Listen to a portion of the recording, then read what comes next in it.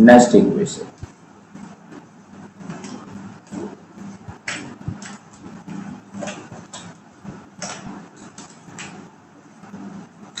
लिखते हैं the equation, definition में अगर लिखेंगे लिखते हैं द इक्वेशन, सॉरी येलो से आ गया, the equation which gives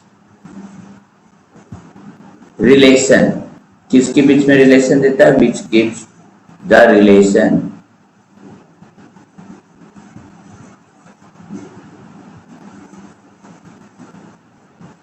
between,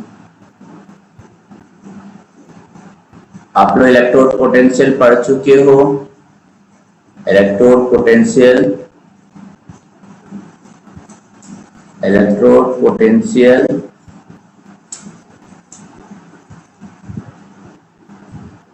temperature and concentration.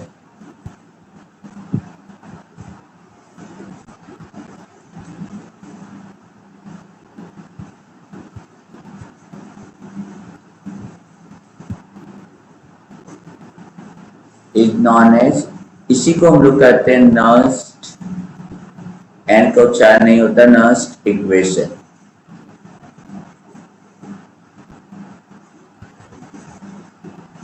देखिए कैसा है, थोड़ा सा टिपिकल टाइप का है। आप लोग यहाँ पढ़े थे, मान लीजिए कि यहाँ कोई मेटल है, मेटल के ऊपर कोई भी चार्ज 2+, 1+, 3+ कुछ भी हो सकता है, तो n+ लिख देते हैं। इसका मतलब कोई भी चार्ज मेटल के ऊपर हो सकता है, मेटल हो गया, is equal to standard electrode potential किसका, इसी मेटल का जो यहाँ पर हम लोग लिए थे उसका स्टैंडर्ड, ये क्या था नॉर्मल, नहीं स्टैंडर्ड वर्ड नहीं लिखे थे हम लोग, ठीक है। और ये हो गया आपका m minus r, gas constant सबको मालूम है, बटा NF फैराडेस कांस्टेंट मालूम है, Ln नेचुरल लॉग आ गया हम लोग का, फिर से लॉग का आ रहा है, पता नहीं आप लोग के पास लिस्ट है कि नहीं है, Mn+, ये है आपका नेक्स्ट इक्वेशन। तो चलिए इस नेक्स्ट इक्वेशन को लिखिए और इसके बारे में हम लोग देखते हैं।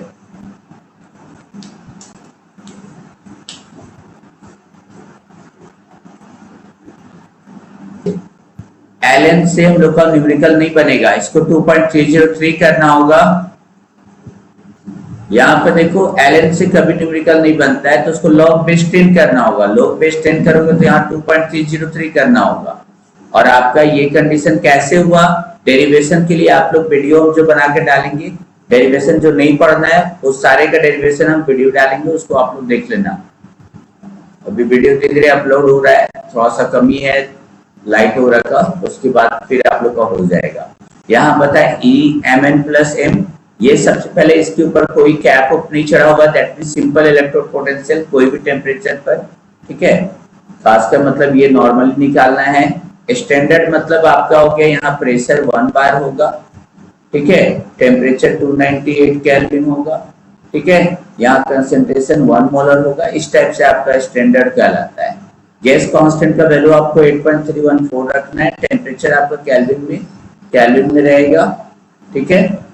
Mn+, ये कंसंट्रेशन मोलर कंसंट्रेशन आयन का है, n हो गया number of electrons gain, F हो गया आपका फैराडेज कांस्टेंट, और m हो गया कंसंट्रेशन ऑफ, देखिएगा आपको जो 12 तक जो भी न्यूमेरिकल देगा 298 25 डिग्री सेल्सियस वाला ही देगा, इसकी टेंशन मत लीजिएगा। n इंटू फैराडेज कांस्टेंट भी वैल्यू आप लोग को मालूम है 96500, इसको वैल्यू रख दो यहाँ पर, ठीक है। लॉग देखो फॉर्मूला काफी छोटा हो जाएगा, बनाना हम लोग के लिए आसान है, खासकर जब टेम्परेचर 25 डिग्री सेल्सियस देगा तो Mn+ डिवाइड बाई m, ये हो गया आपका। जब इसको कैलकुलेट कीजिएगा, सबके पास मोबाइल है, कैलकुलेटर है, कैलकुलेट करो तो आपका ये घट के यहाँ पर छोटा सा एकदम आ जाएगा Mn+, देखो m 0.059 बटा n, मतलब इधर का सारा टेंशन खत्म। अब आपको जो टेंशन लेना है लॉग इस टाइप का लेना है, Mn plus divide by m। तो हम लोग का यहाँ नया फॉर्मूला बन गया। तो ये याद रखना तो आसान है।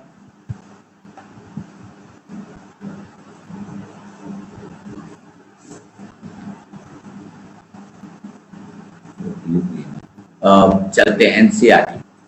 ये क्वेश्चन सिंपल दिया हुआ है, इसको देखिए, देख लो क्या क्या दिया हुआ है। बोलेंगे सर स्टैंडर्ड रिडक्शन पोटेंशियल दिया हुआ है, कॉपर वर्ड दिया हुआ है, और कॉपर के पास सबको मालूम है 2 प्लस चार्ज होता है। इसका मतलब 2 इलेक्ट्रॉन ये गेन करेगा, 2 इलेक्ट्रॉन गेन करेगा तो भैया n का वैल्यू कितना होगा, n का वैल्यू भी आप लोग को 2 मालूम चल गया। ये आपका दिया हुआ है यहाँ पर स्टैंडर्ड रिडक्शन पोटेंशियल, ठीक है। और मोस्ट ऑफ द केस में आप लोग का क्वेश्चन क्या देता है, 25 डिग्री सेल्सियस पे दे रहा है, मतलब स्टैंडर्ड दे रहा है वही है। 0.1 मोलर कंसंट्रेशन दे रहा है CO2 प्लस का। तो भैया देखो यहाँ CO2 प्लस किस में कन्वर्ट होता है, after gaining 2 electron it gets converted to Cu, और Cu जब बनेगा तो सॉलिड हो जाता है, और ये क्या हो जाएगा तुम्हारा एक्वस रहता है नहीं। तो अब यहाँ अकॉर्डिंग टू नस्ट इक्वेशन लिख लो, नस्ट इक्वेशन क्या होगा। तो बोलेंगे सर नस्ट इक्वेशन में Cu2 प्लस है और यहाँ हो जाएगा Cu, ये देखो क्या होगा, स्टैंडर्ड रिडक्शन पोटेंशियल होगा, Cu2 प्लस होगा, Cu होगा और प्लस 0.059 होगा डिवाइड बाई n होगा, लॉग होगा, कंसंट्रेशन ऑफ CO2 प्लस होगा और कंसंट्रेशन ऑफ Cu होगा। लेकिन प्रॉब्लम यहाँ क्या, प्रॉब्लम क्या है, सॉल्यूशन ये है कि Cu आपका सॉलिड है, इसलिए आपको टेंशन लेना नहीं है। ये हो जाएगा 0.34 volt plus 0.059, number of electrons gain कितना हो जाएगा, 2 इलेक्ट्रॉन गेन कर रहा है, लॉग CO2 प्लस का कंसंट्रेशन क्या हो जाएगा भैया बताओ, कितना दिया हुआ है 0.1 डिवाइड बाई कितना हो जाएगा बोलो, 1, क्योंकि कॉपर सॉलिड है। अब आप लोग को जिसको याद होगा लॉग का वैल्यू निकालना तो उनके लिए तो आसान है, और जो भैया नहीं याद होगा तो हम क्या कर सकते हैं, लॉग 0.1 का वैल्यू अब कैसे निकालना है नहीं, तो बन गया इसका। तो थोड़ा सा आप लोग इसको देख लोगे कि how do you determine the standard. किसी एक का ताकत हम लोग अकेले नहीं निकाल सकते हैं, तो उसको हम लोग कंपेयर करते हैं, और कंपेयर करने के लिए हम लोग क्या करते हैं, सबसे बेहतर है SHE। SHE का जिसका वैल्यू होता है 0.00 वोल्ट, ठीक है। आप लोग यहाँ पर लिख सकते हो 0.00 वोल्ट लिख दो, ताकि एक का पता है तो दूसरा हम लोग यहाँ पोटेंशियोमीटर पे रीडिंग लेंगे और लेकर उसका डिटरमाइन कर लेंगे। अब अगला एक और क्वेश्चन आपका, और copper sulphate solution in zinc है, हम लोग कॉपर सल्फेट भर दिए। कॉपर सल्फेट का जो रहता है ना, जनरली उसका कलर नीला रहता है, ब्लू रहता है। क्या स्टोर करके रख सकते हैं जिंक में, श्रेया बोलो क्या स्टोर, चलिए हो गया यहाँ तक। ये तो क्या नॉर्मल थोड़ा सा टिपिकल आंसर को बनाते हैं, लेकिन कोई जरूरत नहीं, इतना भी नंबर मिल जाता है, बट इलेक्ट्रोकेमिस्ट्री चैप्टर है। तो ये था आपका, यहाँ पर क्यों नहीं रख सकते हैं अभी बताएं, zinc is more reactive than copper, that's why it will displacement reaction will take place there, that's why हम लोग नहीं ले सकते। अब इलेक्ट्रोकेमिस्ट्री की भाषा में हम क्या बोल दिए कि स्टैंडर्ड इलेक्ट्रोपोटेंशियल इसका होता है काफी लोअर होता है कॉपर के कंपैरिजन में, और जिसका लोअर होता है वो जानते हैं कि वो इलेक्ट्रॉन लूज करेगा। इलेक्ट्रॉन लूज क्यों करेगा, कोई इलेक्ट्रॉन लेगा तब तो कॉपर इलेक्ट्रॉन लेने के लिए तैयार है, इसका मतलब कॉपर के चलते इसका ऑक्सीडेशन हो रहा है, कॉपर के चलते इसका ऑक्सीडेशन हो रहा है, क्योंकि इसको जबरदस्ती बोल रहा है तुम हमको इलेक्ट्रॉन दो। तो सोच लो यहाँ पर कॉपर क्या कर रहा है, जिंक को ऑक्सीडाइज कर दे रहा है, ठीक है। तो कहां से जिंक के बर्तन में कहां से रखोगे कॉपर सल्फेट को, वो तो पता चला जिंक को ऑक्सीडाइज कर दिया। तो चलिए ये कंप्लीट हो गया हमारा।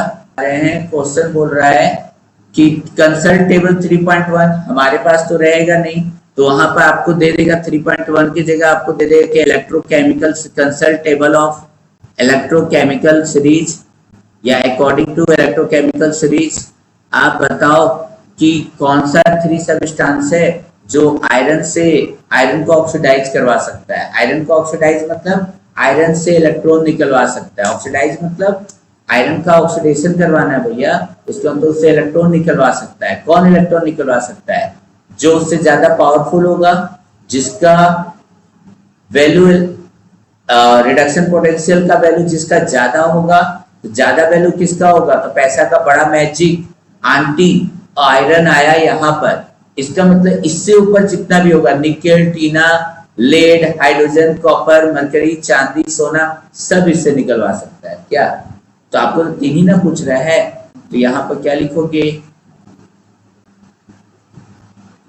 आंसर में क्या लिखोगे? those substances which have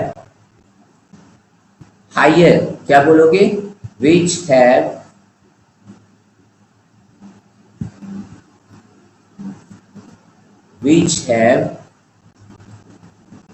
higher reduction potential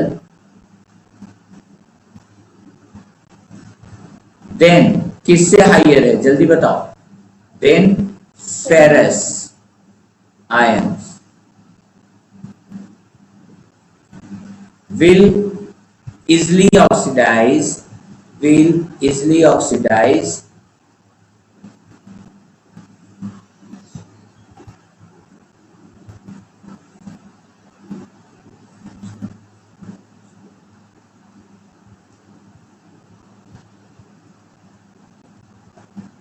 under suitable condition. तो अब हम लोग को तो सारा नाम मालूम है कंडीशन, ठीक है? तो nickel, tin and copper can oxidize ferrous ion. Clear है?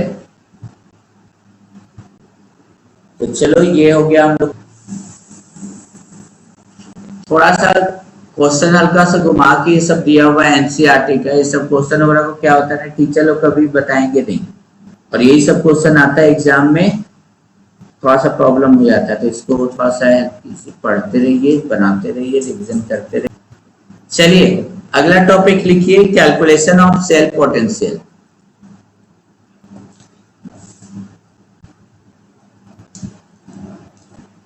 Calculation of cell potential using Nernst equation. Nernst equation के थ्रू ही हम लोग को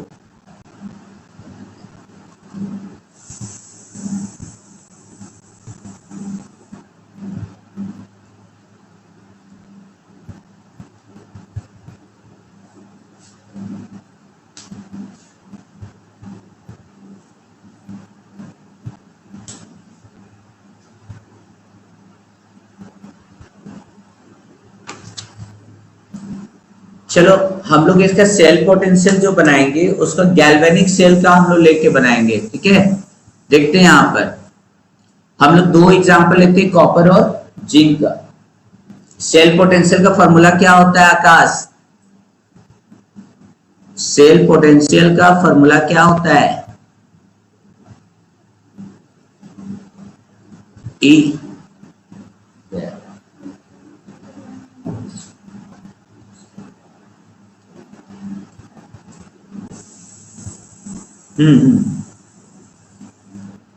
बस इसी चीज को ध्यान में रखना है, क्योंकि ये सारा हम लोग का इजी वे में बन जाएगा अगर जिस बच्चे को याद है कि हाँ ई सेल का क्या होता है, ये होता है, ठीक है? इसी के आधार पर हम लोग पूरा भी बनाएंगे न्यूमेरिकल वगैरह सारा। चलिए देखते हैं कि नस्ट इक्वेशन का यूज करके हम लोग इसको क्या कर सकते हैं, क्योंकि अभी भी हम लोग कैथोड एनोड सब निकालना भी सीखे हैं। चलो देखते हैं।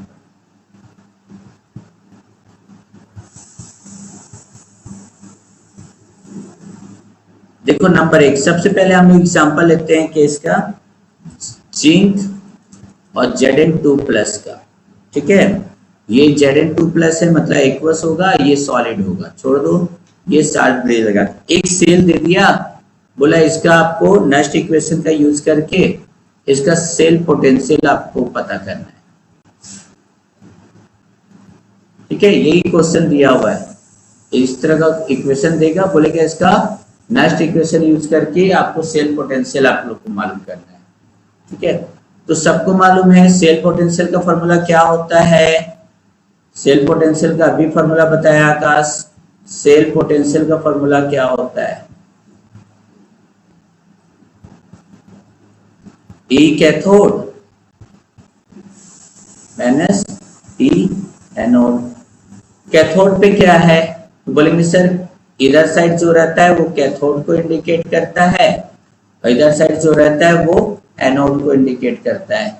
देन यहाँ पर क्या हो जाएगा, बोलेंगे सर ये हो जाएगा आपका Cu2 प्लस Cu और ये जो होगा Zn बेचारा नॉर्मल था, Zn2 प्लस बनना पड़ा था, इसका ऑक्सीडेशन हो रहा था।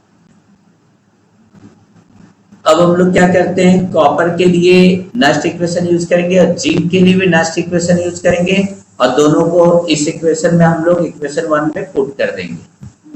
नहीं तो लिखते हैं यूजिंग नेक्स्ट इक्वेशन, इसके लिए अप्लाई करो next equation for copper electrode. Copper के लिए अलग से निकालो, समझो यहाँ पर आ रहा है समझ में, रोशन, मोनू, रवि, सभी कोई कॉपर इलेक्ट्रोड के लिए निकालो। नेक्स्ट इक्वेशन में उसको पुट करेंगे कॉपर वाले का वैल्यू, फिर हम लोग करेंगे कि इसका जिंक वाले का भी करेंगे। ठीक है, तो कॉपर के लिए क्या होता है तो बोलेंगे सर मान के चलना है कि अरे यार ये क्या स्टॉप हो जा रहा है बार बार।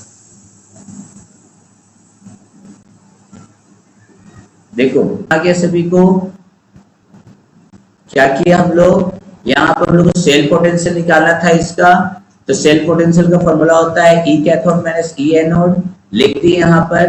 अब हम लोग नेक्स्ट इक्वेशन का यूज कर रहे हैं कॉपर इलेक्ट्रोड के लिए, तो इसका ई कैथोड हम लोग एक तरह से निकल रहा है Cu2 प्लस, उसी तरह जिंक का भी निकाल दिए। ठीक है, अब इन दोनों को वैल्यू को इक्वेशन 1 में पुट कर देते हैं। ठीक है,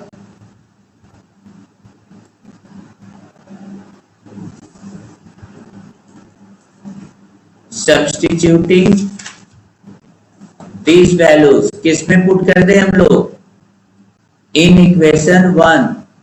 इक्वेशन 1 में पुट कर दो, कहने का मतलब इक्वेशन 1 कहाँ गया भैया, अभी हमको रहना यहाँ जोड़ी नहीं है, हटा देते हैं अपने आप को। इक्वेशन 1 में इसको पुट करो, देखो यहाँ पर एक आया है एक वहां पर है, दो को इसको करो, यहाँ पे एक इक्वेशन है, इसको इक्वेशन 2 मान लेते हैं, इसको इक्वेशन 3। तो इक्वेशन 2 और 3 से 1 में वैल्यू पुट करो तो क्या आ जाएगा, सेल पोटेंशियल कितना आ जाएगा, सेल का पोटेंशियल हम लोग को निकालना है। तो ई कैथोड आया था आपका, थोड़ा बड़ा जा रहा है, चिंता नहीं करना, Cu2 plus Cu plus 0.059/2 log Cu2 plus Cu plus नहीं माइनस था ना, minus standard electrode potential of Zn2 plus Zn, यहाँ ब्रैकेट डाल देते हैं क्योंकि यहाँ पर प्लस, यहाँ हो जाएगा 0.059/2 लॉग Zn2 प्लस बटा Zn। और अभी हम बताए थे जो सॉलिड होता है उसका हम लोग क्या लेते हैं, 1 लेते हैं। चलो कोई बात नहीं है। देन और इसको क्या कर सकते हो, ई सेल क्या हो जाएगा बोलो, Cu2 प्लस, चलो हम लोग इसको यहाँ पर ब्रैकेट को खोल देते हैं, तो ब्रैकेट को खोलने पर यहाँ का साइन चेंज होगा, Cu2 plus Cu plus 0.059/2 log Cu2 plus बटा Cu माइनस, देखो यहाँ ब्रैकेट खोल रहे हैं, यहाँ हो जाएगा Zn2 plus Zn minus 0.059/2 log Zn2 plus बटा जेड एन। चलो यहां तक समझ में आया वो सभी को। अब क्या हम लोग कुछ कर सकते हैं, इन दोनों को एक साथ कर दो क्या, नहीं हो जाएगा क्या, बोलो।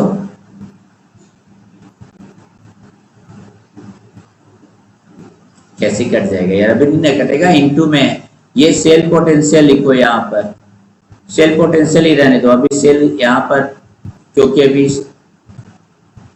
अब क्या हो जाएगा, इक्वल टू यहाँ पर लिखो CO2 प्लस, हम थोड़ा सा कलर चेंज करते हैं यहाँ पर, CO2 प्लस, तो ये हो जाएगा तुम्हारा, मेरा पावर अपडेट चल जाता है, CO2 प्लस, यहाँ आ जाएगा CO, ये जिंक को भी उठा के डाल रहे हैं यहाँ पर। देखो सेल पोटेंशियल का ओरिजिनल जो फॉर्मूला था स्टैंडर्ड करके था, नहीं तो यहाँ को हो जाएगा क्या, Zn2 प्लस Zn, ये तो हो गया यहाँ, यहाँ दो काम का हो गया, 0.0592 को कॉमन ले लेते हैं, 592 को कॉमन ले लो, नहीं तो और लॉग भी कॉमन आ जाएगा, तो यहाँ क्या बच जाएगा, ब्रैकेट के अंदर बच जाएगा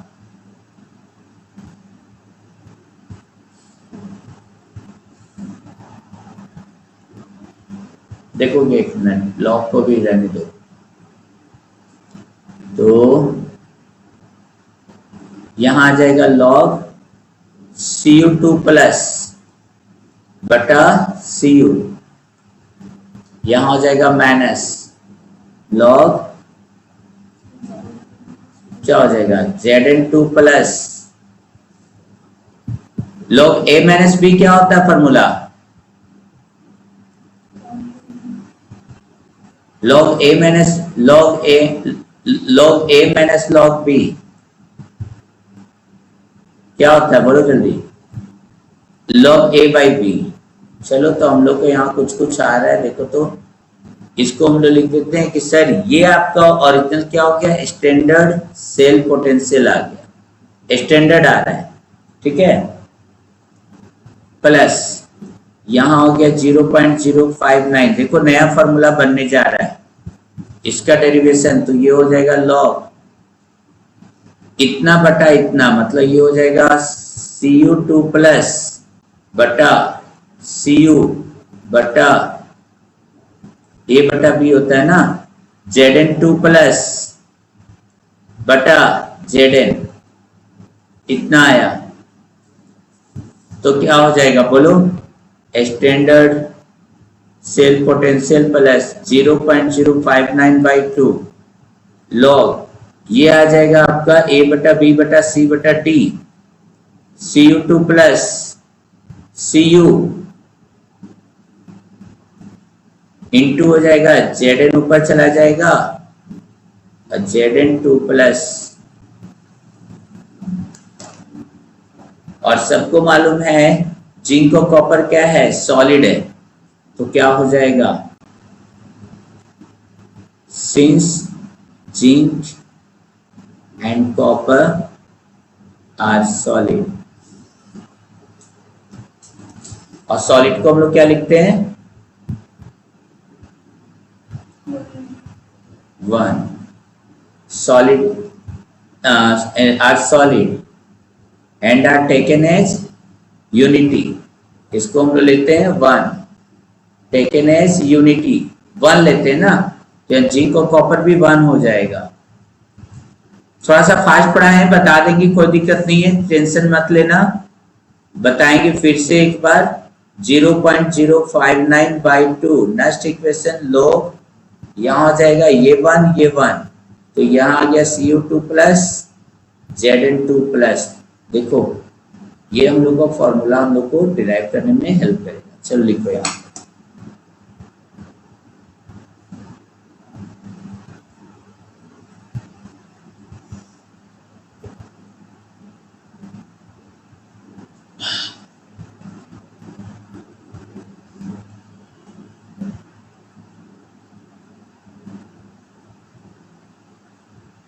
हो गया, तो सेल पोटेंशियल निकालने के लिए हम लोग सारा का सारा देखे फॉर्मूला हम लोग बनाए, ठीक है।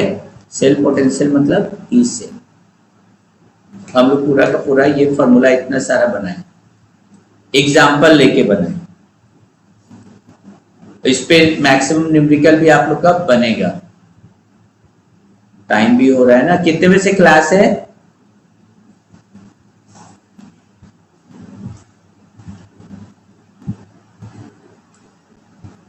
कोई क्लास कितने बजे से आप लोग का है? लिंक पैक ही छूट गया। सबको मालूम है कि जिंक और कॉपर जब रिएक्शन करता है तो जिंक का वैल्यू कम होता है और ये कहां पर रिएक्शन होता है? एनोड पे रिएक्शन होता है। तो जिंक क्या करेगा? जिंक अपना 2 इलेक्ट्रॉन को डिस्चार्ज करता है, नहीं, और ये क्या करता है तुम्हारा? ये बनाता है ऐसा कुछ, यहाँ 2 इलेक्ट्रॉन देता है। और कॉपर क्या रहता है? कैथोड पे रहता है। ये कॉपर क्या करता है? एक्वस रहता है। ये तुम्हारा 2 इलेक्ट्रॉन कैच करता है और Cu बनाता है, वो भी सॉलिड बनाता है, ये भी आपका एक्वस रहेगा और ये क्या हो गया? सॉलिड, नहीं। और ओवरऑल अगर हम लोग रिएक्शन को अगर देखें, ध्यान दोगे सभी कोई, किताब में इस तरह नहीं दिया होगा, 2 इलेक्ट्रॉन कैंसिल, तो हो रहा है Zn प्लस Cu2 प्लस, यहां पर आ जाएगा Zn प्लस Cu। अब इससे कंपेयर करके देखो इस इक्वेशन में, अगर हम लोग इसको मान लेते हैं यहाँ पर कोई 1 और 2 है कुछ भी, ठीक है। नॉर्मल देखोगे हम यहाँ पर मान लो कि यहाँ 1 है, यहाँ 1 है, यहाँ 1 है, चलो उसी का बात, ठीक है। इसको हम लोग A मान लिए, A कर देते हैं। यहाँ पर इसको B मान लिए, इसको B कर देते हैं। ये क्या दे रहा है? मान लेते हैं यहाँ पर जो प्रोडक्ट बना C बना और यहाँ जो प्रोडक्ट बना D बना। तो क्या हम लोग इसको नॉर्मल रूप में लिख सकते हैं? कैसे लिख सकते हैं? देखोगे यहाँ पर हम बोले सर इसके लिए सेल पोटेंशियल कैसे लिखिएगा?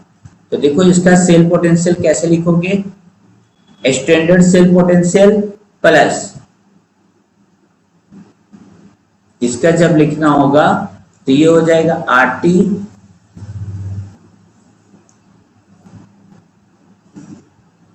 By NF। याद करो 0.059/2 कैसे लाए थे, याद है ना? तो चलो अभी हम लोग RT बाई NF लिख देते हैं ना।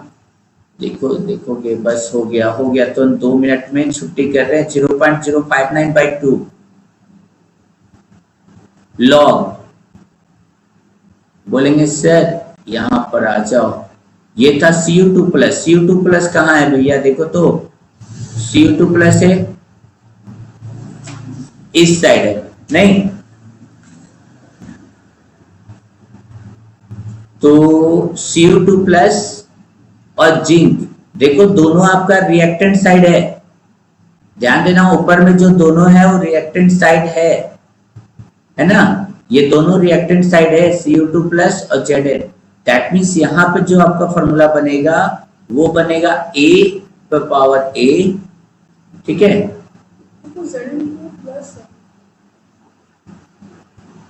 Cu2 प्लस है नीचे और Zn है बेटी। Cu2 प्लस और Zn, ये देखो ये वाला बोले ना Cu2 प्लस Zn, ये फॉर्मूला हम लोग देखना, ये मत देखना। Cu2 प्लस Zn, तो ये बना कैसे इसको देखोगे, ये हो गया आपका, बोलेंगे सर A जो था ना उसका पावर A लिखेंगे, फिर Zn आया था तो Zn में क्या हो जाएगा? B पे पावर B लिखेंगे बटा क्या आया था? Cu आया था। Cu कहाँ है आपका? Cu आया प्रोडक्ट में। Zn2 प्लस कहाँ है? प्रोडक्ट में। तो यहाँ बटा में क्या आ जाएगा? बटा में आ जाएगा C का पावर C, D का पावर D, ठीक है। तो मेन आपका ये फॉर्मूला होता है जिसको हमको बताना था, ये मेन फॉर्मूला है। इसी फॉर्मूला की मदद से हम लोग सेल पोटेंशियल किसी, एक है आपका Zn Zn2 प्लस, और इसका होमवर्क है सेम आप लोग इस तरह बना के देखिएगा। क्या ये फॉर्मूला आप लोग ला पा रहे हो? अगर आता है तो बहुत बढ़िया, नहीं आता है तो फिर हम फिर से इसको पढ़